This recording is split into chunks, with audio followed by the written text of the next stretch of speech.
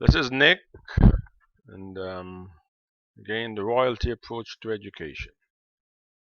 And opscores.com, that is opscores.com, and these are the overall performance score that was created by the royalty approach to education, and you can go to that website to calculate the overall performance score of any student. My writings can be seen at thebookpatch.com and teacherspayteachers.com. We are in part 1 of Classroom Behavior Management series of videos about classroom management. Section A, Maintaining Classroom Discipline. In the previous video, we spoke about the do's and the don'ts, some of the things that you should do and some of the things that you should not do. And we're specifically referring to things that you could do even before the school year starts. We have not even started the school year yet. Yet there are certain things that you might want to do to prepare for that.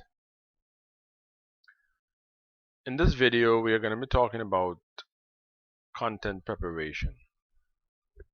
There will be much more said about content preparation in other videos, but this aspect of content preparation is specifically about discipline, about controlling your classroom, about making sure that disruptive behaviors are at a minimum in your classroom. So becoming familiar with your material is very important. The material or the information that you are going to be teaching, you need to become very familiar with it. You could have some very good students, they could be advanced or gifted or just bright students, very intelligent students who can become disruptive if they don't think that you know what you're talking about. If they have any doubts about whether or not you know the material, they could become quite disruptive. So knowing your stuff, just knowing your stuff could be an avenue through which you can reduce disruptive behaviors in your classroom. So while you're preparing to teach, while you're preparing to become a teacher or preparing your plans for the school year, it is a good thing for you to make sure that you are very much aware of the content that you are going to be delivering. Also, you need to know the extent to which certain topics should be covered or must be covered. That is called the scope, and also the sequence in which you should cover these things. Now, many school districts already have the scope and sequence all mapped out for teachers. Some of them do them as far down as the number of days that you should spend teaching certain subjects or certain subtopics within a particular topic or within a particular chapter.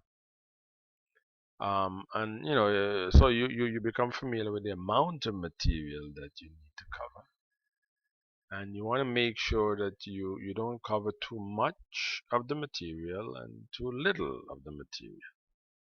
So you have to try to find a way to ensure that you cover the material as stipulated by by whatever guide or curriculum that is given to you by the school district. Later on again in other videos, I'll be talking about the idea of over-teaching and under-teaching. Sometimes that happens very, very often, and but that's for a different video.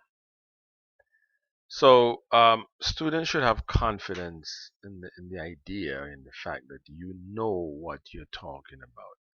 And one of those things means that, if students ask you a question, that doesn't necessarily mean that you're going to know all the answers for all the questions. But it does mean that you cannot not know the answer too often. And I guess we're talking about a percentage of times that you need to know what the answers are. But I think students do understand that teachers cannot possibly know everything, but they should have a good sense that the teacher does know a lot.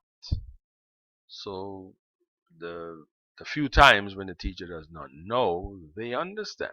They understand because in the past there have been so many times where the teacher did demonstrate that he or she understood. Right? So you want to make sure that you convey that level of confidence to your students. So if students are not convinced, that could provoke some behavioral problems. Now this next thing takes a little bit more time because it's about knowing how long it will take for you to cover certain topics.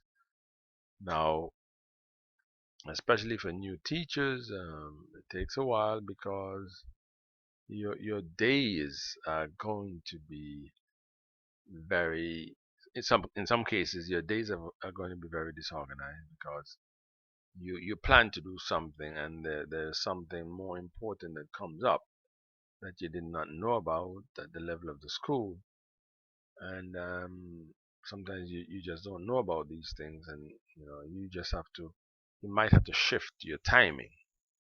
So you need to understand that it is also a dynamic process. However, if you have a general idea of the time that it should take you to cover certain topics, that will certainly help. That will certainly help.